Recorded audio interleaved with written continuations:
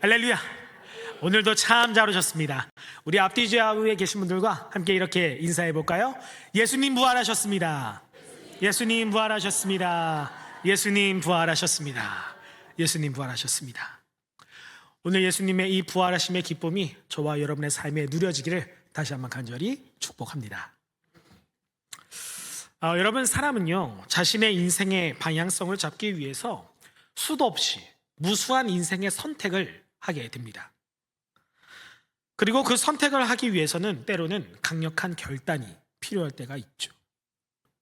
왜냐하면 내가 선택한 그 인생의 길, 그 선택에 따른 책임 역시 누구에게 있기 때문이에요? 나에게 있기 때문입니다.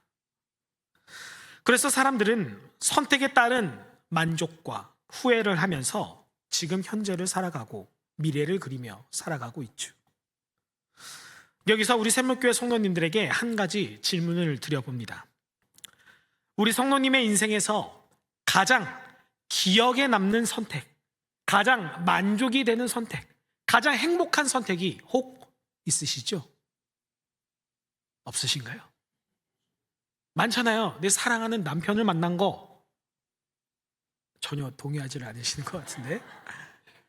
사랑하는 내 아내를 만난 거, 내 직장을 택한 거 등등 많이 있을 겁니다.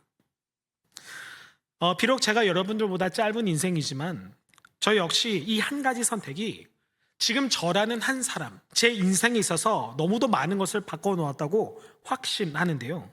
바로 목회의 길을 선택한 겁니다.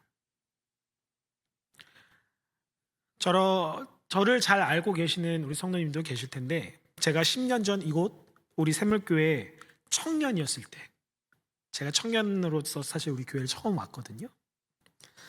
그때 제가 목회의 길을 걸어가면서 지금 현재 목사가 되기까지 저는 주님과 함께 주님의 길을 걸어가겠다, 목회자의 길을 걸어가겠다라는 이 선택을 1.1획도 단 한 번도 후회한 적이 없습니다. 너무 만족하고요, 너무 행복하고요, 너무 기쁩니다. 여러분은 어떠세요? 여러분도 주님 안에서 후회 없는 선택, 만족하는 선택, 행복한 선택을 살아가는 여러분만의 인생 스토리가 계시죠? 오늘 본문 말씀에도요, 이런 한 사람이 등장합니다. 자신의 선택에 있어서 1.1획도 후회하지 않았던 한 사람의 인생, 자신의 인생에서 가장 중요하고 의미 있는 선택을 하는 한 사람이 등장하죠. 바로 시몬 베드로입니다. 그는 우리가 모두 알듯이 갈릴리 호숫가에서 물고기를 잡던 어부 출신이었죠. 그런데 베드로를 처음 찾아오신 예수님께서 그에게 다가와 이렇게 말씀하십니다. 나를 따르라. 네가 소유하고 있는 그 배, 너의 생업의 터전 그 바다를 다 버려두고 나를 따라와라. 내가 너를 사람을 낚는 어부가 되게 하겠다. 그렇게 베드로는요, 예수님의 명령에 자신의 생업이자 재산, 모든 소유, 배와 금을, 바다를 버려두고 예수님을 쫓기 시작합니다. 3년이라는 예수님의 공생의 기간 동안 끊임없이 주님을 쫓아다니면서 훈련을 받았고 영적인 성장을 이뤄내며 예수님의 가르침을 받아 예수님의 수제자라는 엄청난 타이틀을 얻게 되죠. 그러나 베드로는 그 이후 예수님께서 십자가에 매달려 죽으신 이후에 예수님의 시신과 매장지를 목격하고 난 뒤에 다시 자신이 살던 고향 땅 갈릴리로 돌아가게 됩니다. 그동안 예수님께서 살아 계실 때는 내 자신이 따르던 예수님이 곁에 있었기 때문에 주님을 쫓아서 주님을 따름으로써 나에게 주어질 영광의 자리를 기대하면서 묵묵히 예수님 앞에 서서 예수님 편을 들었지만 예수님이 죽고 사라지자 자신의 본업, 자신의 생계를 꾸리기 위해 자기 고향 땅으로 돌아갔다는 것이죠. 우리 오늘 본문 말씀 요한복음 21장 1절부터 2절 말씀을 함께 읽어봅니다. 함께 있습니다. 시작. 그 후에 예수께서 디베랴 호수에서 또 제자들에게 자기를 나타내신 일은 이러하니라.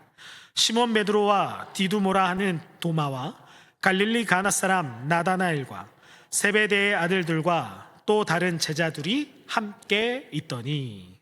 아멘. 먼저 여러분, 우리가 복음서를 보면요, 이 디베랴 호수라는 지명이 있고, 또 다른 복음서에는 갈릴리 호수, 또 어떤 복음서에는 게네사렛 호수라는 호수의 여러 가지 지명이 나옵니다. 근데 이 세 가지 지명이요, 다른 지명이 아니에요. 다 갈릴리 지역에 속한 호수입니다. 쉽게 말해서 똑같은 호숫가라는 거예요.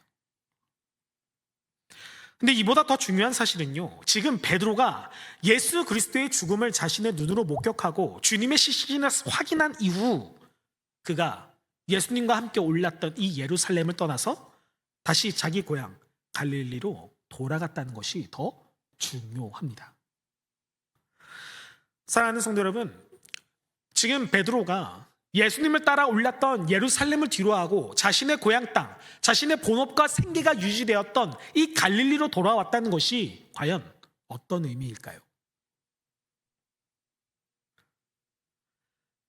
베드로는 자신을 따르라는 예수님을 통해서 전과는 전혀 다른 인생을 살게 됩니다.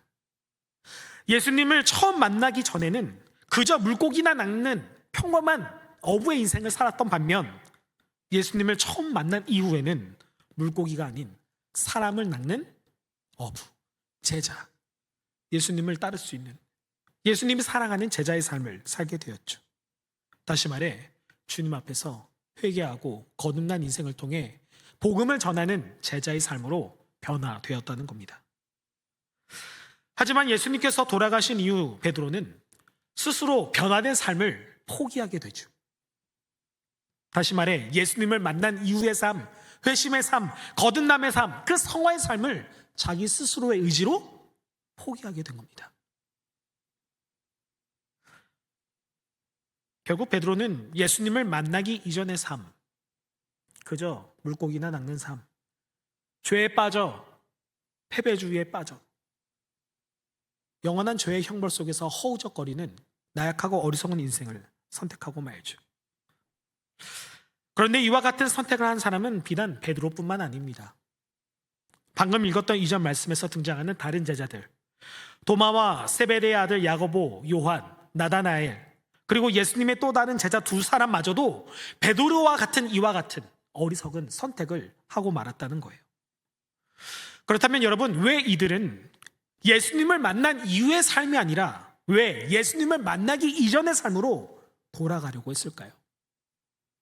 크게 두 가지 이유가 있는데, 첫 번째, 제자들은 더 이상 예수님이 자신들과 함께 할 수 없다는 것을 확신했기 때문입니다. 다시 말해 부활에 대한 믿음과 소망이 없었기 때문에 예루살렘을 떠나서 갈릴리로 돌아갔던 것이죠.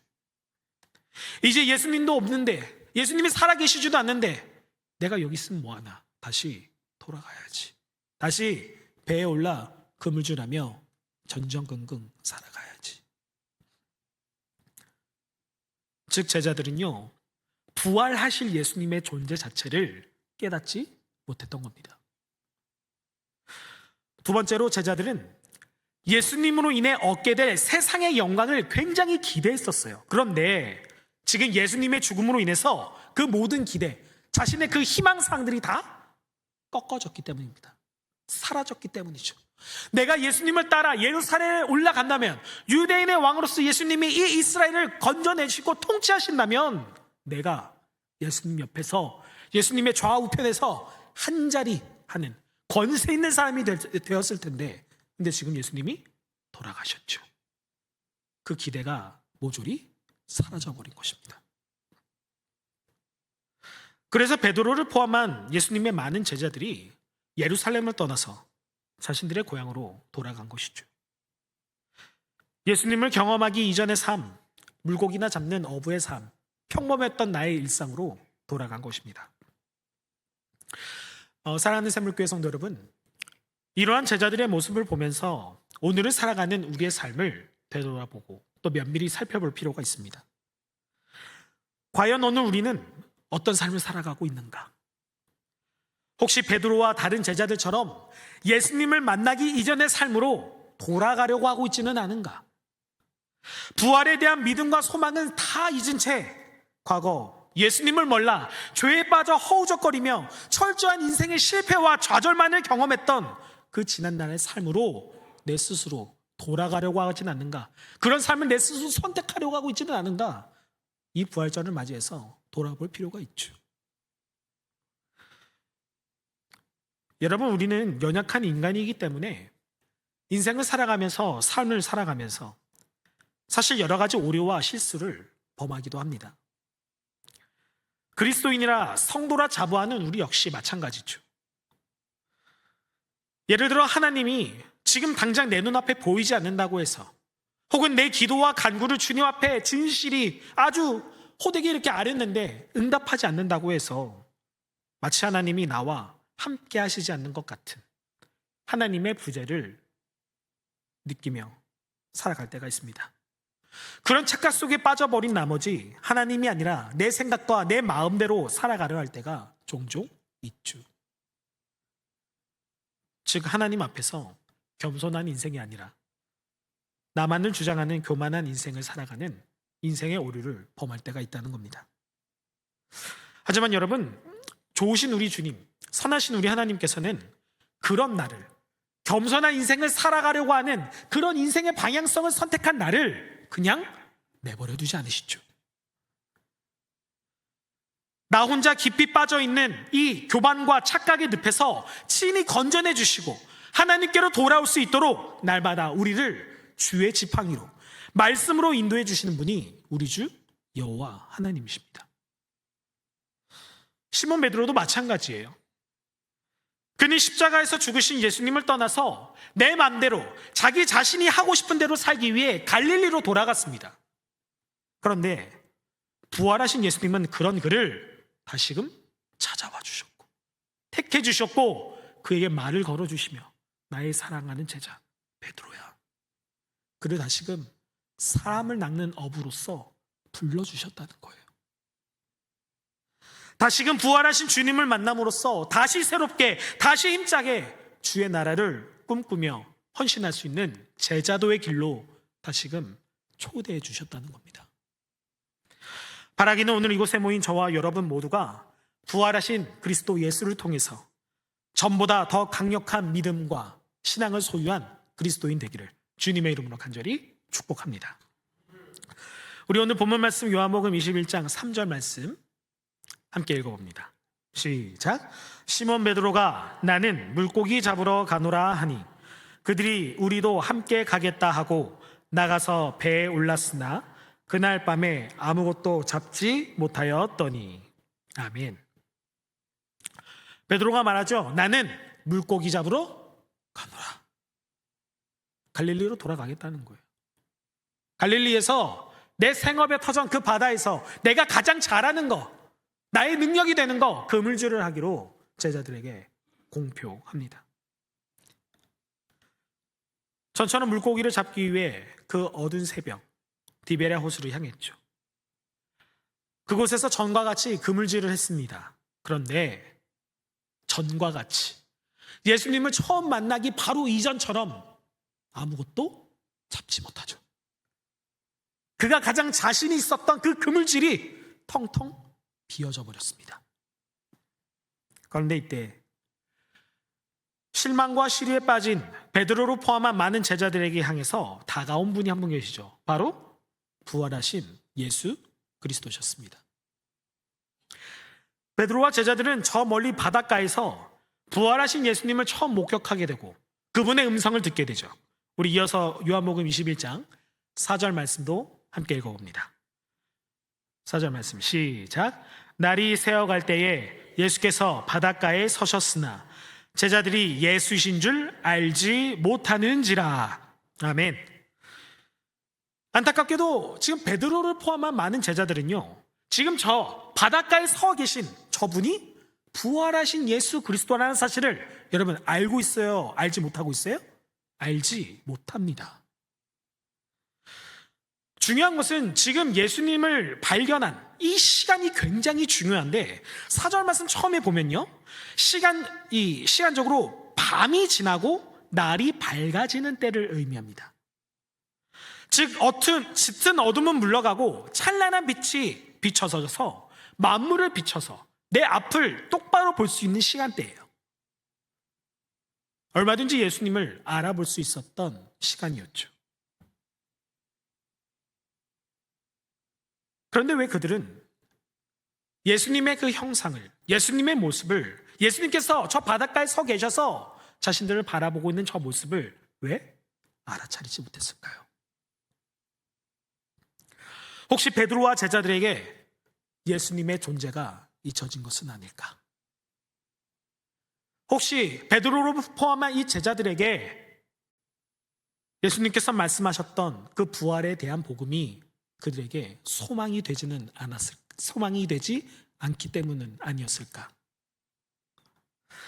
바라기는 오늘 이 시간 이 부활절 예배에 오신 저와 여러분 모두가 부활하신 예수 그리스도를 꼭 경험하는 귀한 시간 되기를 주님의 이름으로 간절히 소망합니다. 제자들처럼 부활하신 예수 그리스도를 목격했음에도 불구하고, 발견했음에도 불구하고 부활하신 주님을 깨닫지 못해서는 안 된다는 것이죠. 그렇게 부활하신 예수님께서 밤새도록 그물질을 제자들에게 다가와 이렇게 물으십니다. 얘들아, 너희에게 고기가 없느냐? 그러자 제자들이 예수님께 뭐라고 말합니까? 없습니다. 하나도 없습니다. 텅텅 비었습니다. 아무것도 잡지 못했어요. 여러분, 여기서 예수님께서 제자들을 향해서 이렇게 호칭한 게 또 굉장히 중요한데, 얘들아라고 하죠. 성경에 보면 제자들을 향해서 얘들아라고 부르는 경우가 거의 없습니다.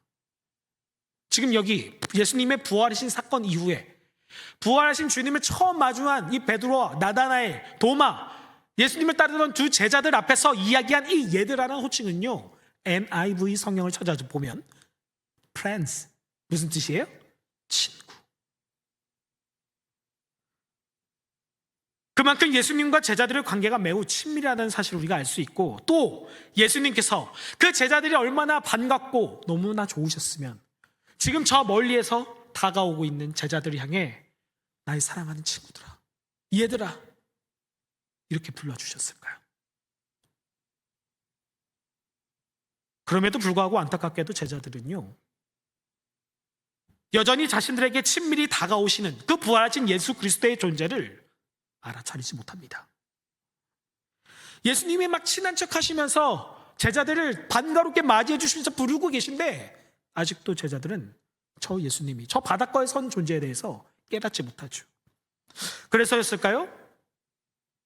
이제 예수님은 자신의 존재를 알아차리도록 그들에게 나타내시기 위해서 과거 자신을 처음 만났을 때 그 기억을 회상할 수 있도록 예수님은 한 가지 상황을 연출하십니다.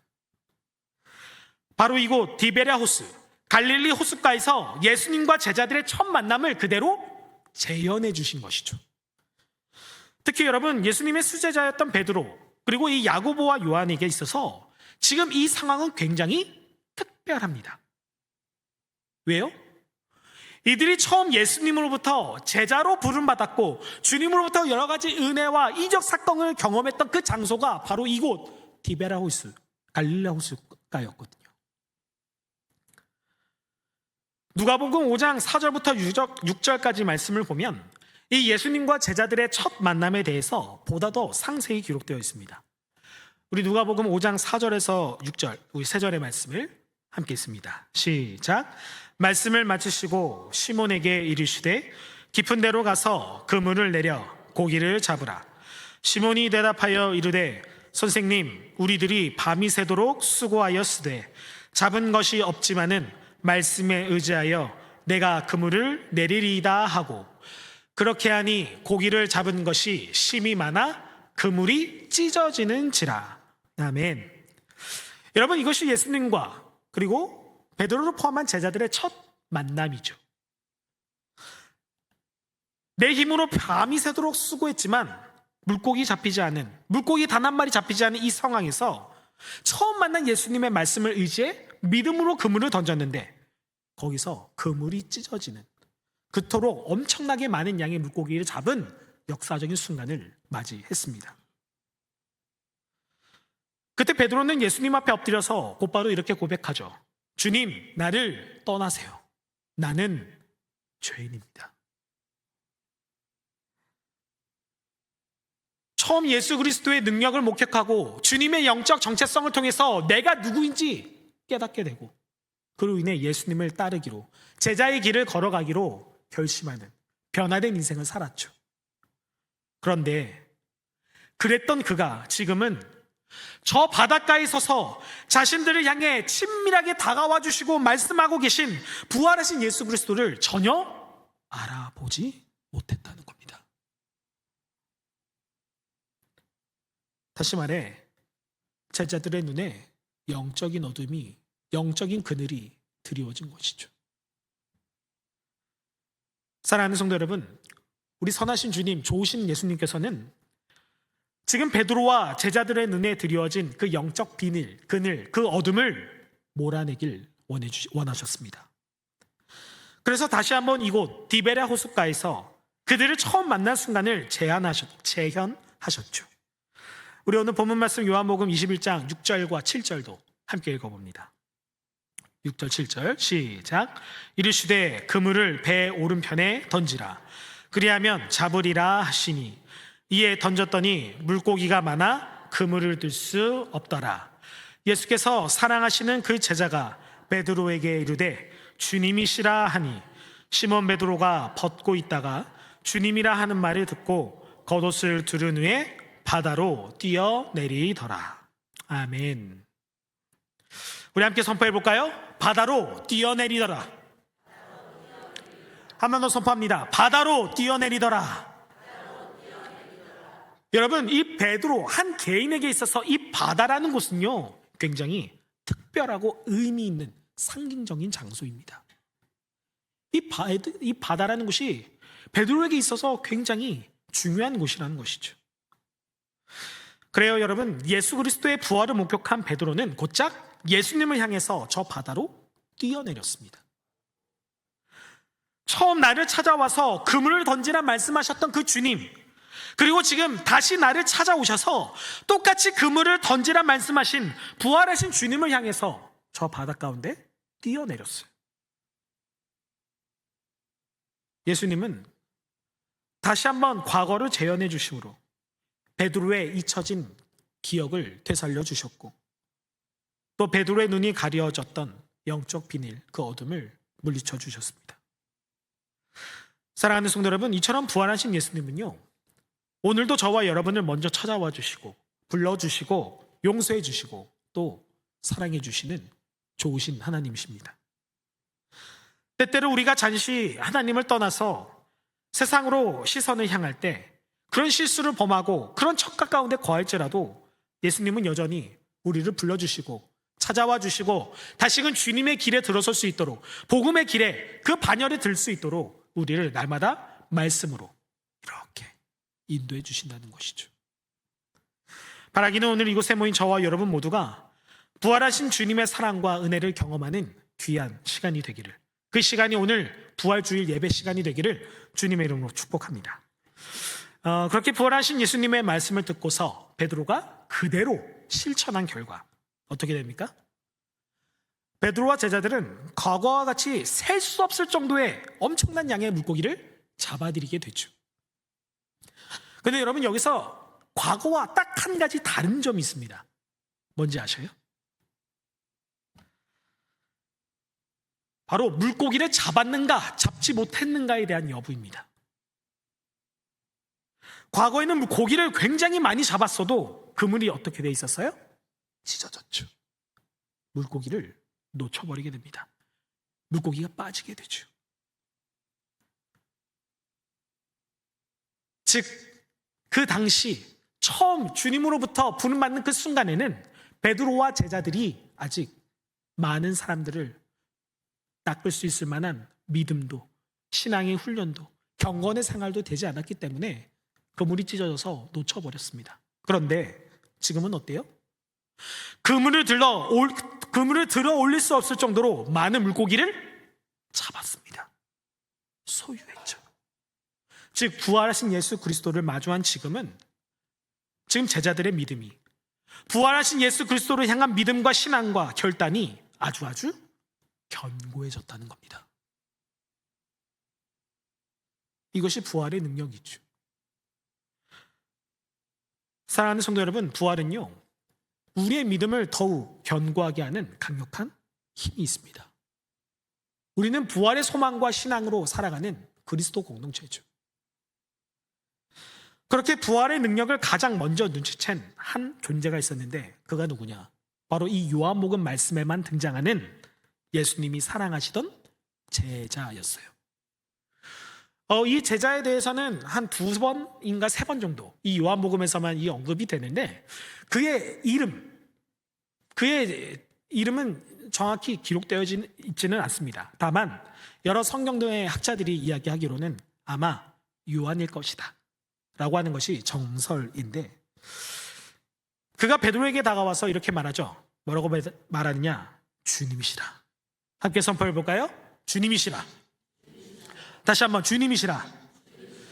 부활하신 예수 그리스도라는 거예요.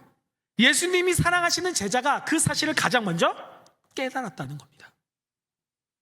그때 밤새 그물질을 하느라 몸이 녹초가 된 베드로가 부활하신 예수님, 주님이시다, 부활하신 주님이시다, 그리스도시다 라는 말을 듣자마자 저 바다를 향해 뛰어내립니다.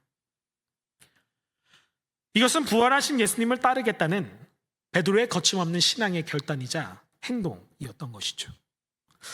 사랑하는 우리 샘물교회 성도 여러분, 오늘 우리에게도 이와 같은 베드로의 구체적인 신앙의 결단, 그의 고집, 그의 결심이 필요합니다. 이제 더 이상 베드로는요, 다시금 자신의 삶의 터전, 내가 가장 좋아하는 필드, 내 현장, 이 바다로 돌아갈 것을 선택하지 않습니다. 그는 오직 한 분, 부활하신 예수 그리스도만을 따르기로 결단하죠. 자신의 배를 버려두고서, 내 생업의 터전 이 바다를 버려두고서, 내 인생 전부를 다 뒤로하고 오직 부활하신 예수 그리스도를 따르기로 강력하게 결단합니다. 여러분, 오늘 이 시간 저와 여러분 모두가 이렇게 한번 결단해 봤으면 좋겠어요. 함께 따라해 봅니다. 다시는 세상으로 돌아가지 않겠습니다. 다시는 주님을 떠나지 않겠습니다. 오늘 이 베드로의 신앙과 결단이 이곳에 모인 저와 여러분의 신앙과 결단, 고백이 되기를 주님의 이름으로 간절히 소망합니다. 마지막으로 여러분, 오늘 예수님과 이 제자들의 만남의 장소죠. 이 바다. 아까도 제가 이 바다를 굉장히 강조했는데, 이 바다라는 장소는 베드로에게 있어서 굉장히 의미 있고 특별한 장소였습니다. 왜냐하면 바다는 그의 삶의 터전을 일구는 곳임과 동시에 예수님의 엄청난 능력을 맛본 특별한 곳이었기 때문이죠. 가령 예를 들어서 과거 풍랑이 일던 바다 가운데 베드로는 그 풍랑을 뚫고 유유히 바다 위를 걸어오고 계시는 예수님을 목격합니다. 그리고 예수님을 향해서 이렇게 요청하죠. 마태복음 14장 28절 말씀에 이렇게 기록되어 있습니다. 제가 읽어드릴게요. 베드로가 대답하여 이르되 주여, 만일 주님이시거든 나를 명하사 물 위로 오라소서 하니. 여러분, 지금 베드로가 물 위에 서 계신 그 풍랑, 높은 파도 위에 서 계신 예수님께 뭐라고 요청해요? 주님, 나도 예수님을 따라서 그 바다 위로 걸어가게 해주세요.